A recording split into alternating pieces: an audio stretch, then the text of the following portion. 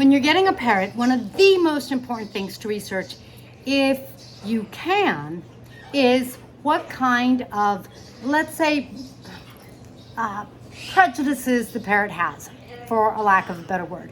That's because some parrots, regardless of their gender, only like males or they only like females. Some don't like children. Some prefer younger people. So parrots, I think they've had experiences in the past with a certain gender or age, and now they're prejudiced against other ones. What happens? Or what happens when you have, for example, a one-person parrot? These are both scenarios in which your parrot that you bring home, you might think is going to be a good family pet, but if they're a one-person parrot or if they hate men, then that won't work out so good, right? Hey guys, I'm Kaylin, the author of the Parrot Bliss Bond. If you want to see some of my other books, watch the end of the video. I'll show you my books there. Otherwise, this is Lorenza. She's my yellow nape Amazon. Now, when I was getting Lorenza, she chose me. She watched me, she talked to me, she was trying to get my attention. I'm debating whether or not it's getting too loud. Okay, and because of that, I knew that she liked me. That meant that she and I were a good match. It worked out. Now, what happens if Lorenza goes around other people? Let's watch. We won't let Lorenza bite my friend, but just watch Lorenza. Do you see that? She's already getting ready. She's beak first. She's already getting ready to be unfriendly. Now, in contrast, let's look at how Arabella does with my friend. Hi, Arabella. Hello.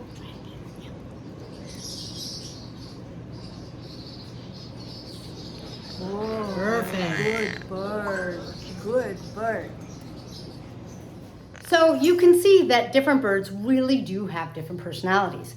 Now, my mission is to increase your bliss and decrease the need for rehoming. That means that it's really important to make sure that you get a parrot that clicks with you. If you're a single person of one gender, you want to make sure that the parrot doesn't hate that gender. That would cause a lot of problems, right?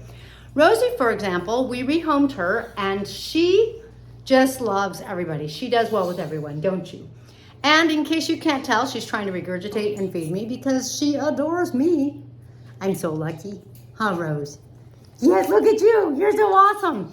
Now, when you are getting an animal that has already lived somewhere, as opposed to a baby, oftentimes you can ask the previous owner.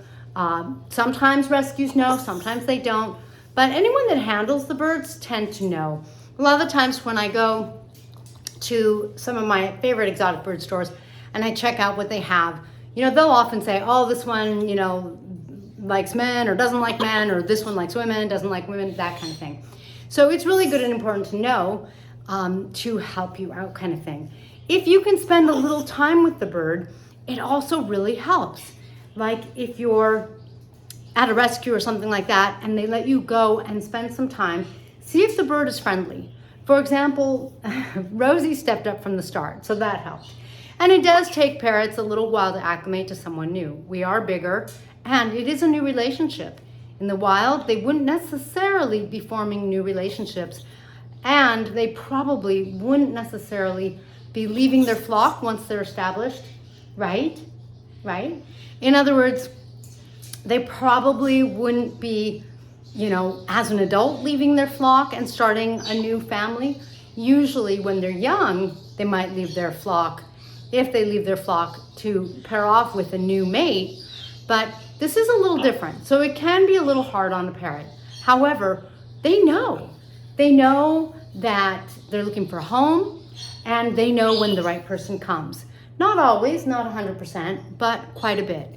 So if you spend some time and the parrot seems to want to say hello, they seem to be friendly, they seem to start to get along with you, you're so going in the right direction. And I have heard of some rescues that require multiple visits so that you and the bird get to know each other. And I think that's a wonderful thing, because when that opportunity can be afforded, it really helps you understand if this is the right beak that's going to be the right person, bird for you. All right, I hope that helps, and I hope that makes a lot of sense. ever so quickly, let's look at my books real quick in case you're interested. My 4 books, The Parrot Bliss Bond, how to create a blissful bond with your parrot and really how to take great care of them.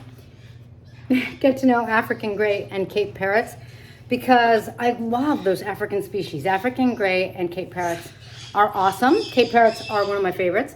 30 perfect apartment parrots so that you can know that you have choices if you're in an apartment.